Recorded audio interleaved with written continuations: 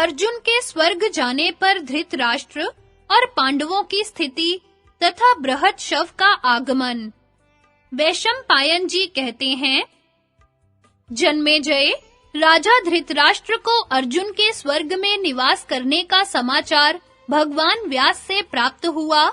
उनके जाने के बाद धृतराष्ट्र ने संजय से कहा, संजय, मैंने अर्जुन का सब समाचार पूर्ण रूप से सुन लिया है।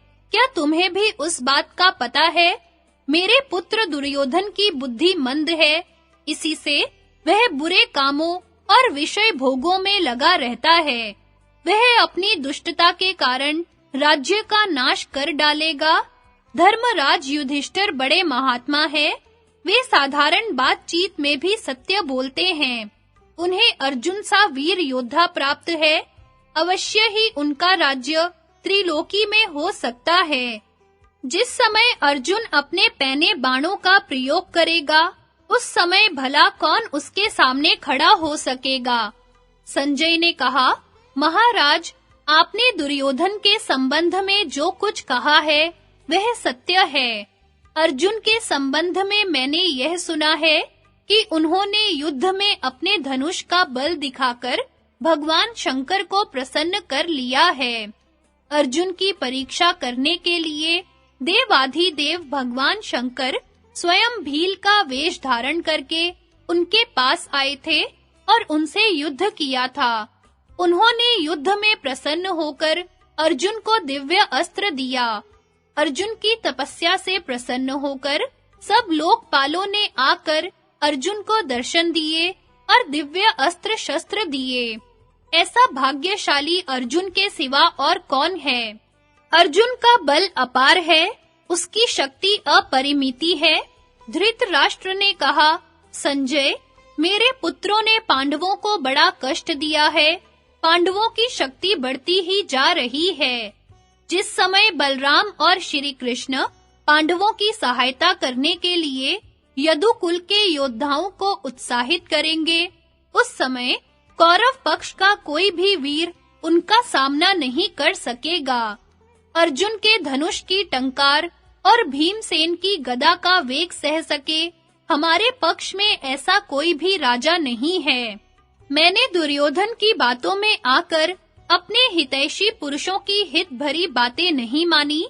जान पड़ता है मुझे पीछे से उन्हें सोच-सोचकर पछताना पड़ेगा। संजय ने कहा, राजन, आप सब कुछ कर सकते थे, परंतु स्नेहवश आपने अपने पुत्र को बुरे कामों से रोका नहीं, उपेक्षा करते रहे। उसी का भयंकर फल आपके सामने आने वाला है। जिस समय पांडव कपट द्यूत में हारकर पहले पहल काम्यक बन गए थे, तब भगवान श्री कृष्ण ने वहां जाकर उन्हें आश्वासन दिया था। उन्होंने तथा धृष्टद्युम्न, राजा विराट, धृष्टकेतु तथा कैकेयी आदि ने वहां पांडवों से जो कुछ कहा था, वह दूतों से मालूम होने पर मैंने आपकी सेवा में निवेदन कर दिया था।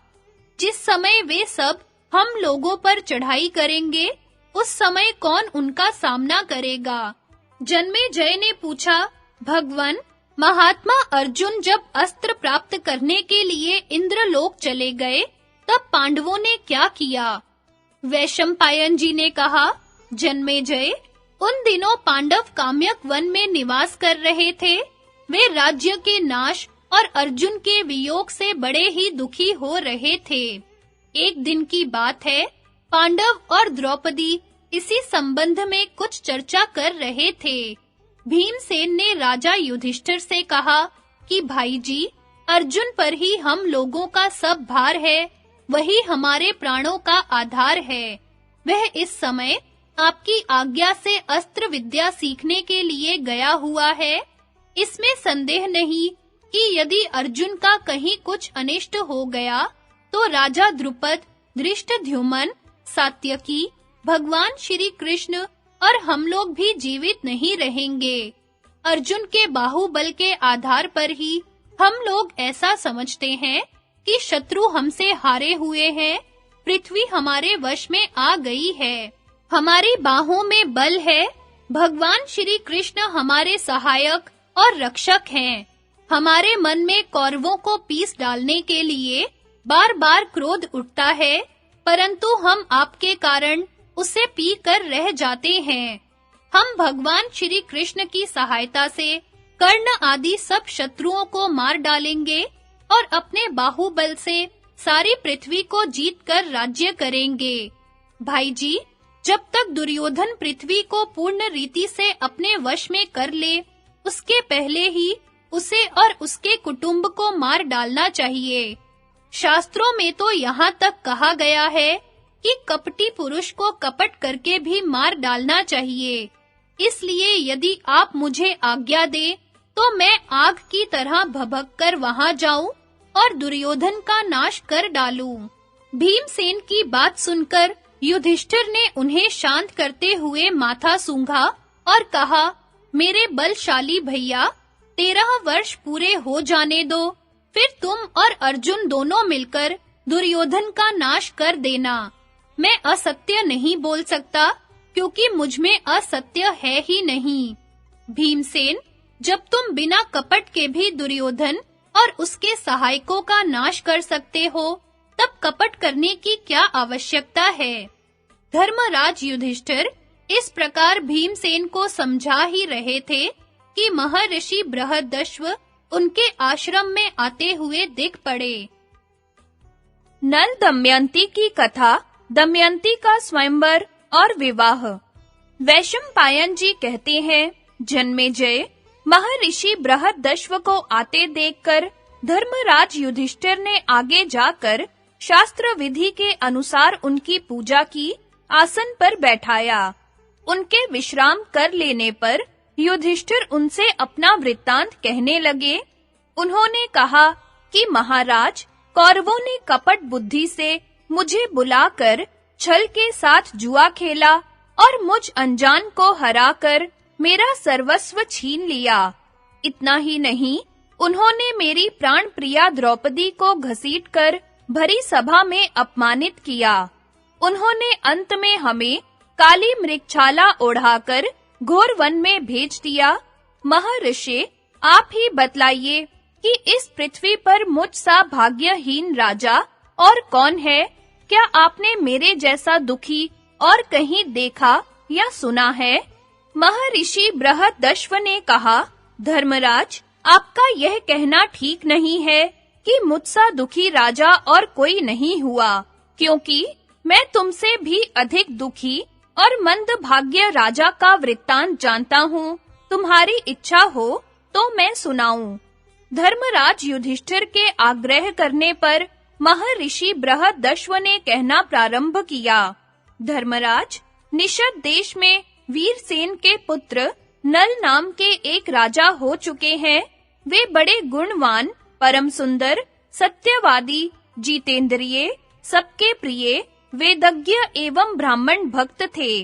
उनकी सेना बहुत बड़ी थी। वे स्वयं अस्त्र विद्या में बहुत निपुण थे। वीर, योद्धा, उदार और प्रबल पराक्रमी भी थे। उन्हें जुआ खेलने का भी कुछ शौक था। उन्हीं दिनों विदर्भ देश में भीमक नाम के एक राजा राज्य करते थे।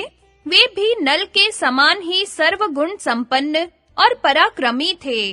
उन्होंने दमन ऋषि को प्रसन्न करके उनके वरदान से 4 संतानें प्राप्त की थी, 3 पुत्र और 1 कन्या। पुत्रों के नाम थे दम, दांत और दमन। पुत्री का नाम था दमयंती। दमयंती लक्ष्मी के समान रूपवती थी। उसके नेत्र विशाल थे। देवताओं और यक्षों में भी वैसी सुंदरी कन्या कहीं देखने में नहीं आती थी। उन दिनों कितने ही लोग विदर्भ से निषद देश में आते और राजा नल के सामने दमयंती के रूप और गुण का बखान करते। निषद देश से विदर्भ में जाने वाले भी दमयंती के सामने राजा नल के रूप, गुण और पवित्र चरित्र का वर्णन करते। इससे दोनों के हृदय में पारस्परिक अनुराग अंकुरित हो गया। एक दिन राजा नल ने अपने महल के उद्यान में कुछ हंसों को देखा। उन्होंने एक हंस को पकड़ लिया। हंस ने कहा, आप मुझे छोड़ दीजिए तो हम लोग दमयंती के पास जाकर आपके गुणों का ऐसा वर्णन करेंगे कि वह आपको अवश्य वर लेगी। नल ने हंस को छोड़ दिया। वे सब उड़कर विदर्भ देश में गए। दमयंती अपने पास हंसों को देखकर बहुत प्रसन्न हुई और हंसों को पकड़ने के लिए उनकी ओर दौड़ने लगी। दमयंती जिस हंस को पकड़ने के लिए दौड़ती, वही बोल उठता कि अरे दमयंती, निषद देश में एक नल नाम का राजा है। वह अश्विनी कुमार के समान सुंदर है। मनुष्यों में उसके समान सुंदर और कोई नहीं है। वह मानो मूर्तिमान कामदेव है। यदि तुम उसकी पत्नी हो जाओ तो तुम्हारा जन्म और रूप दोनों सफल हो जाएं। हम लोगों ने देवता, गंधर्व, मनुष्य, सर्प और राक्षसों को घूम-घूम कर देखा है। नल के समान सुंदर पुरुष कहीं देखने में नहीं आया। जैसे तुम स्त्रियों में रत्न हो, वैसे ही नल पुरुषों में भूषण है। तुम दोनों की जोड़ी बहुत ही सुंदर होगी।